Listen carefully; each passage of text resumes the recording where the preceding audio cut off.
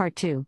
My mother-in-law sabotaged my restaurant's opening night and paid people to make me fail, but her plan backfired when a famous food critic exposed her evil plot, and now she's facing criminal charges.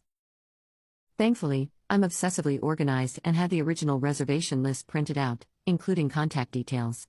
But this meant chaos was inevitable. We'd have 85 people showing up to find their reservations canceled in the system. The next blow came at the worst possible moment. Just as we were about to open the doors, a health department inspector walked in. He said they'd received multiple anonymous complaints about food safety violations, including reports of rodents and unsafe food storage. We had nothing to hide. I run an impeccably clean kitchen, but the timing couldn't have been worse. The inspector needed to do a full inspection, including temperature checks on all our prep items and storage areas. This would add another layer of chaos to an already strained evening. While the inspector went through his checklist, customers started arriving for our 6 p.m. seating. The scene at the host stand was getting tense. Despite Anthony's best efforts to explain the reservation system issue, several parties were getting angry. One man was shouting about driving an hour for his reservation, waving his confirmation email on his phone. Another couple threatened to call the local news about our scam of overbooking and then pretending their reservation didn't exist. Mark was helping manage the chaos at the front when his sister Rachel, 36F, rushed in looking worried. She pulled us aside and showed us messages from their mother. Diana had been busy. She'd called our produce supplier pretending to be me and canceled our order. She'd hired someone to hack into our reservation system. She'd even paid one of her friend's kids to create fake social media accounts and file health department complaints. But her masterstroke was inviting a notoriously harsh food critic to opening night, warning him about severe food safety issues at the restaurant. She'd somehow gotten his personal contact information through her restaurant owner friend. She was so confident in her sabotage that she'd bragged about it to Rachel, not realizing that Rachel had already warned us about Diana's previous attempts to interfere with the restaurant. I was devastated but determined not to let her win. We pushed through the chaos. My team was amazing. Servers stayed calm despite the reservation mess, the kitchen adapted to ingredient substitutions, and we managed to serve every table. The health inspector actually complimented our setup and organization. The critic Diana invited? He turned out to be our salvation.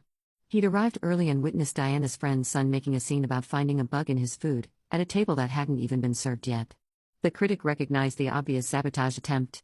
Instead of writing about the food, he wrote an article about a mother-in-law's attempt to destroy her daughter-in-law's dream. The article went viral. Local news picked it up, then national outlets.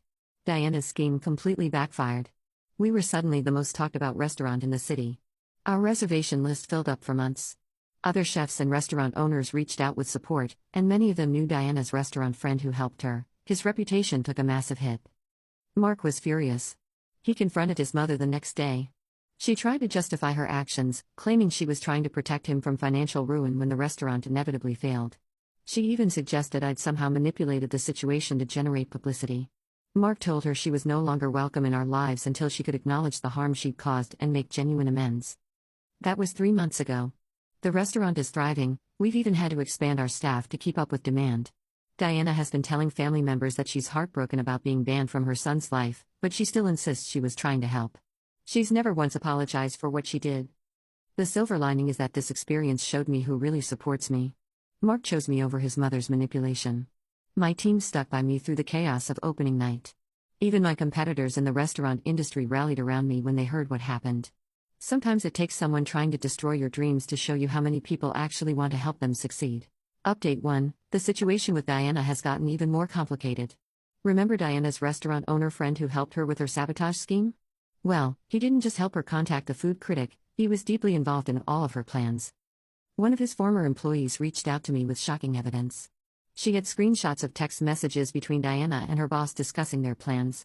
They had been plotting this for months, ever since I declined Diana's offer to buy into the restaurant. The messages revealed that Diana's friend had been the one coordinating everything, from hiring hackers for our reservation system to pressuring our produce supplier to deny our order. Diana had promised him a significant stake in the restaurant once I failed and was forced to sell. Their plan was to make opening night such a disaster that I'd have no choice but to accept their help to save the business. The messages revealed something even more disturbing. Diana had apparently been spreading rumors in the restaurant industry for months before our opening, telling people I had been fired from my previous jobs for stealing and unsafe food practices. She'd even created a fake email account pretending to be my former boss to send warnings to potential suppliers and employees. Several people who had initially accepted jobs at my restaurant suddenly backed out weeks before opening. Now I know why they'd received these fake warning emails. Diana had been systematically trying to destroy my reputation in the industry long before opening night. When Mark saw the evidence, he was shattered. He'd been holding on to a small hope that his mother's actions were just misguided concern rather than malicious intent. The messages proved she had deliberately tried to destroy not just my restaurant, but my entire career. We took the evidence to a lawyer.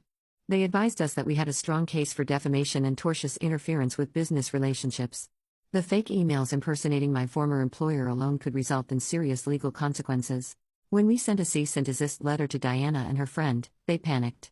The restaurant owner friend suddenly wanted to make things right.